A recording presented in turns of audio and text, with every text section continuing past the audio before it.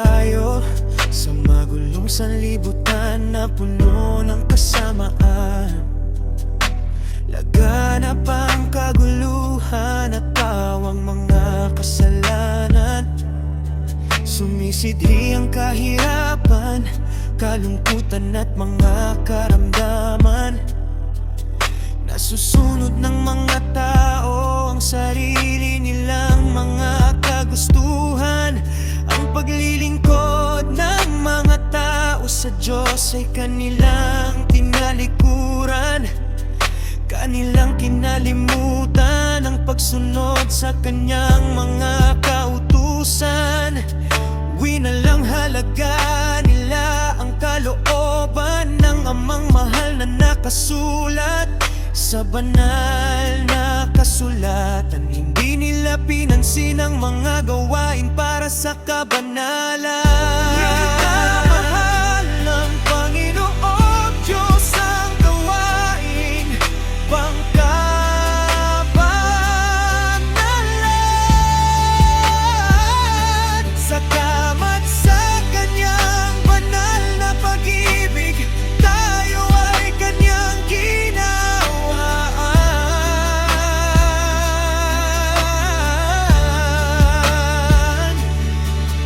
Ang mga taong nagbabalik loob sa kaniya ay tunay niyang kinahabagan. Mahal ng Panginoong Diyos ang kabanalan, sapagkat ito ay kaniyang banal na kalooban.